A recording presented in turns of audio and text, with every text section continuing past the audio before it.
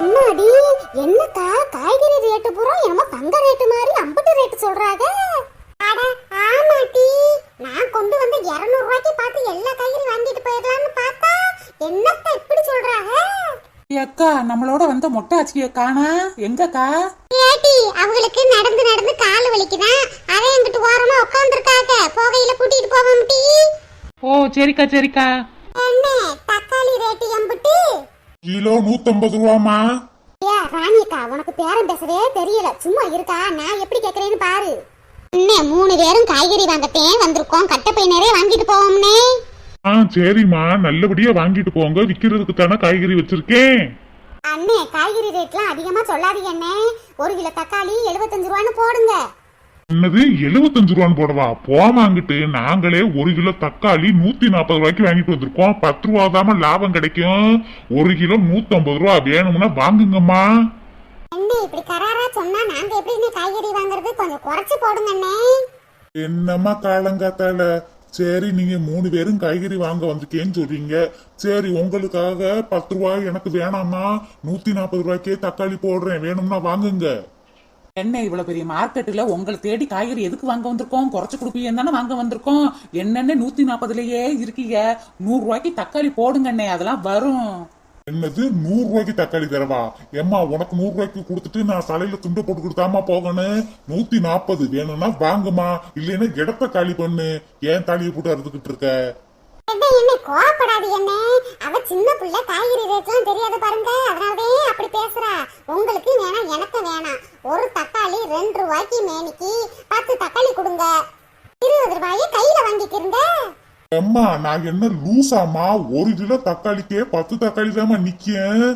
140 ரூபா தக்காளியே உனக்கு 20 ரூபாய்க்கு தரணுமா? போமாங்கிட்டு 10க்கும் 5க்கும் காய்கறி வாங்க மார்க்கெட்டுக்கு வந்துட்டா. மார்க்கெட்டு அதுல இத்தண்டி கட்டப்பைய வேற தூக்கிக்கிட்டு போங்க மாங்கிட்டு, வேலை கழுதையை பார்த்துக்கிட்டு.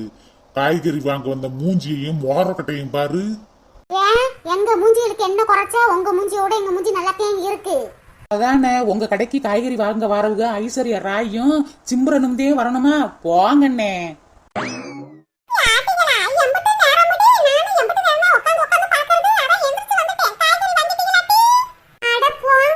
எந்த காய்கறி எடுத்தாலும் 100, 150, 200 சொல்லிக்கிட்டு இருக்காங்க. காக்கில கேட்டா கொடுக்க மாட்டாங்க. காக்கிலோவை 50 ரூபா 60 ரூபா சொல்றாங்க ஆச்சி. ஆமாக்கா, இதுக்கு நம்ம தெருக்கடையிலேயே வாங்கிருக்கலாமே. அந்த குமரேசன் கடையில 5 ரூபாய்க்கு போய் தக்காளி கேட்டா 2 தக்காளி கொடுப்பானே. ஆமாக்கா, அன்னைக்கெல்லாம் 10 ரூபாய கொண்டு போயிட்டு 100 வெள்ளைப்பூடு கேட்டேன். எப்படி வரும் எப்படி வரும்னு கேட்டாரோ, அதெல்லாம் வரும்னு சொன்னேன். கை நிறைய பூடு அள்ளிக்கிட்டு ஈன்னு இடிச்சுக்கிட்டு கொடுத்தாங்கக்கா. ஆமாங்கடி, இங்க வந்து பார்த்தா இங்கிட்டு ரேட்டு சொல்றாங்களே. நம்மளுக்கு தெருக்கடவையே லாய்க்கு. இந்த வாரம் எப்படியாவது குமரேசன் கடையிலேயே வாங்கி ஒப்பேத்துறணும்டி. விலைவாசி குறையவும் வந்து இங்க காய்கறிலாம் வாங்கிக்கிடுவோம். ஆமாக்கா, நம்மளுக்கு எப்பயுமே சந்தை கடவையே லாய்க்கு. அங்கதான் கூறு ஓட்டு விற்பாக, நம்ம மனமாற வாங்கிட்டு வரலாம். நம்ம போய் இங்க மார்க்கெட்டுக்கு வந்தோம் பாரு, என்னைக்கு இல்லாத அதிசயமா அதே ரேட்டு இம்புட்டு சொல்றாங்க. சரி வாங்க டி, வீட்டை பார்த்து போலாம். இம்புட்டு தூரம் நடந்து வந்தது வேஸ்டா போச்சே. ஒரு காய்கறி கூட வாங்காம இப்படி வீட்டுக்கு போறோமே. இன்னைக்கு மார்க்கெட்டுக்கு போகாமையே இருந்திருக்கலாம். அலைச்சல்தே மிச்சம். எம்புட்டு தூரம் போயிட்டு வரது. இன்னும் மத்தியானத்துக்கான சாப்பாடே செய்யல, சோறு மட்டும் பொங்கி வச்சுட்டு ஓடணும். சரி, தக்காளி தான் இருந்துச்சுல, அதுல ஒரு தக்காளி எடுத்து அப்படியே சாம்பார் மாதிரி வைப்போம். இந்த கூடைக்குள்ள தானே 4 தக்காளி வச்சுட்டு போனோம். இப்ப வெறும் கூடையா கிடக்கு. வீட்டுக்கு ரெடி தக்காளி சட்னி வேணும்ல கேட்டுச்சு. ஒருவேளை நான் மார்க்கெட்டுக்கு போன நேரமா பார்த்து அரைச்சு முழுங்கிருச்சா? கடவுளே, 4 தக்காளி நான் பொத்தி பொத்தி வச்சிருந்தேன். இந்த கிணறு என்ன பண்ணுச்சோ தெரியலையே. இனிமே தக்காளி எடுத்து வீரோக்குள்ள தான் பூட்டி வைக்கணும். அந்த கிளடியே நான் சும்மா விட மாட்டேன். யார் எடுத்தான்னு தெரியலையே. இந்த கிழட்டு சிறுக்கிக்கு குறுக்கெல்லாம் வளையாதே. தக்காளி சட்னி செய்யறோம்னா வேலையில பார்க்கணும், வேலையெல்லாம் செஞ்சு சாப்பிடாதே. வேற யாரும் எடுத்துட்டாங்களா?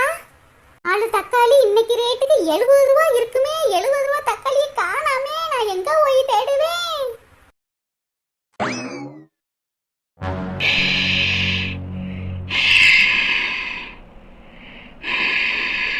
இந்த மனுஷன் எப்ப வந்தாரு? என்னங்க என்னங்க எந்திரிங்க.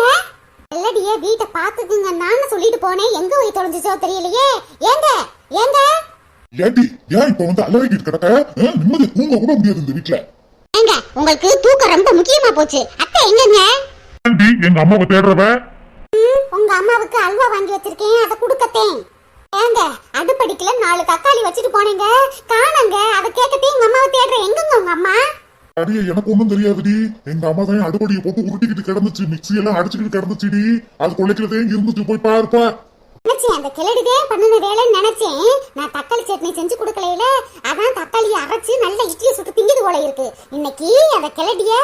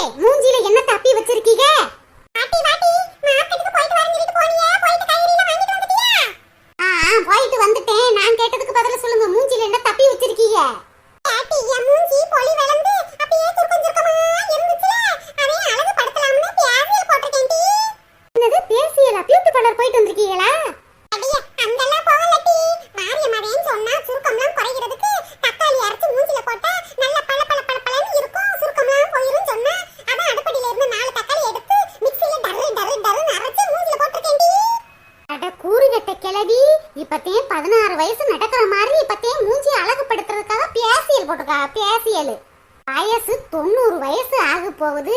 விதி வந்த சாகர நேரத்துல இப்ப உங்களுக்கு அழகுதான் ஒண்ணு கேடா போய் தெரியுதா? ஏன் இப்படி அநியாயம் பண்ணிக்கிட்டு இருக்கீங்க? மார்க்கெட்டுக்கு போய் தக்காளி ரேட்டு கேட்டாலே தலை கிரு கிரு கிரு கிருன்னு சுத்துது. 1 கிலோ தக்காளி 200 ரூபாய் சொல்றேன். நானே மார்க்கெட்டுக்கு போய் ஒரு காய்கறி வாங்காம திரும்பி அடிச்சு ஓடி அரை. இந்த 4 தக்காளியை வச்சு இந்த வாரம் பூரா ஓட்டலாம் நினைச்சுக்கிட்டு இருந்தா 4 தக்காளியை அரைச்சு மூச்சிலையா போட்டு வச்சிருக்கீங்க. ஐயோ பத்திரக்காளியா மாறிட்டாலே. ஐயோ என் நிலைமை என்னன்னு தெரியலையே. கேளட்டு சிறுக்கி, சாக போற வயசுல உனக்கு என்ன அழகா கேக்குது அழகு? நீ என்ன விஜயோடைய நடிக்க போற இல்ல அஜித்தோட நடிக்க போறியா? உன்னைய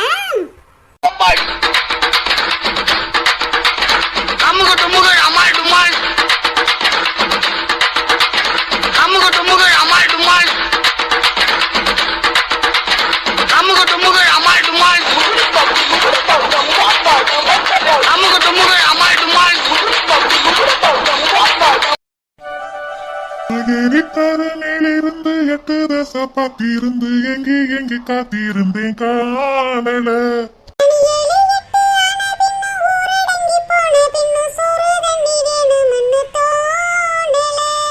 ஏட்டி சரோஜா, ஏன்டி இப்படி வேகாத வெயில்ல வேலை பார்த்துக்கிட்டு இருக்க? அதே நான் தோட்டத்துல இருக்கேன்ல, நான் வேலையை பார்த்துக்க வேணும்லட்டி. ஆமா, நீங்க ஒத்தால எம்பிட்டு வேலை தான் பாத்தீங்க. அதே ஊடமாட ஒத்தாசை பண்ணலாமேன்னு வந்தேன். ஏ சரோஜா, எந்நேரம் இப்படி வந்த தோப்புக்கு நான் உன்னை பார்க்கவே இல்ல. நான் வந்து 1 மணி நேரம் ஆச்சு மாமா. நான் எல்லாத்தையும் களை எடுத்து புல்ல வெட்டி அறுத்து கட்டி எடுத்து தூக்கிட்டு வரேன். உங்களுக்கு ஆளை காணோம். நீங்க எங்க போனீங்க? செத்த கடைக்கு வரைக்கும் போயிட்டு வந்தேன். டீ குடிக்கிற போல இருந்துச்சு, குடிச்சிட்டு வாரேன். அப்பா பார்த்தாலும் டீய குடிச்சிட்டு இருக்காதீங்க, உடம்புக்கு கேடு மாமா. பச்சை தண்ணியை வேணா குடிங்க, நீர தண்ணி வேணா கொண்டு வந்து தரவா? அடியே, இப்ப நீ வீட்டுக்கு போய் எனக்காக நீரா தண்ணி எடுத்துக்கிட்டு திரும்பி அடிச்சு வரணுமா? அடி அதெல்லாம் வேணாமுடி, வீட்டுல இருடி. ஸ்கூலுக்கு போயிருச்சா? அனுப்பி விட்டுட்டு தான் மாமா வரேன். மாணிக்கமும் பக்கத்து ஊர்ல வேலை இருக்குன்னு சொல்லி போயிருக்கேன். வாரத்துக்கு எப்படியும் சாயந்தரம் ஆயிரும். நான் வீட்டுல மொட்டு தானே கிடக்கணும். அதையும் தோப்பு கட்டுக்கு வந்தேன். ரோஜா, நான் வேணா புல்லு கட்ட தூக்கிட்டு வந்து வீட்டுல வந்து தரவா? இருக்கட்டும் மாமா, அம்பட்டு ஒண்ணும் தானே இல்ல, நானே தூக்கிட்டு போய்கிறேன். சரிடி சரிடி. சரோஜா, ராமசாமி கிட்ட வெடக்கோழி இருந்தா கொடுன்னு சொல்லி வச்சிருந்தேன் சரோஜா. அவன் இப்ப ஏன் சொன்னா இருக்கான், புடிச்சு வச்சிருக்கானா? அவன் வீட்டுக்கு போற வழியில வாங்கிட்டு போறியா? ஓ அப்படியா மாமா? சரி மாமா, போற வழியில தானே இருக்கு ராமசாமி வீடு, வாங்கிட்டு போறேன். இன்னைக்கே வெடக்கோழி எடுத்து குழம்பு வச்சிருவா மாமா? ஆமாண்டி சரோஜா, இன்னைக்கே வச்சிரு. மாணிக்கத்துக்கு வெடக்கோழி குழம்புனா ரொம்ப பிடிக்கும்ல. சரி மாமா, இன்னைக்கே வச்சிரேன் மாமா. சரிடி, பாத்து போ. ஆமா, தோட்டத்துல இருந்து உங்களுக்கு நேரம் போறதே தெரியாது. சீக்கிரமா வீடு வந்து சேருங்க. சரிடி சரிடி.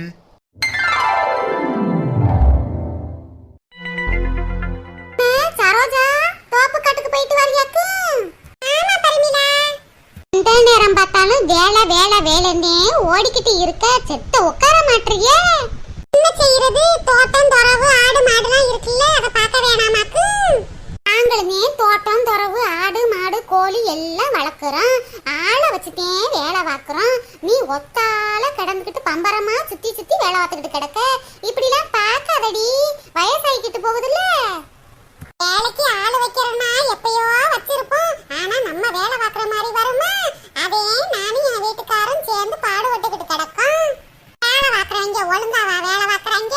கடமைக்கேன்னு வேலை பார்த்துட்டு போறாங்க.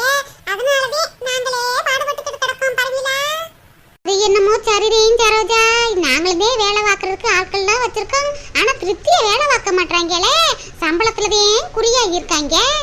இன்னும் கொஞ்ச நாள்ல உன் மையன் மாணிக்கத்துக்கு கல்யாணம் முடிச்சிருவ. உன் மருமக ஊடமாட வந்து வேலை வாப்பாக. என்ன சரோஜா, உன் மையனுக்கு பொண்ணு வைக்க பொண்ணியல்ல, பொண்ணு நல்லபடி அமைஞ்சிச்சா? எப்ப கல்யாணம் வச்சிருக்கீங்க?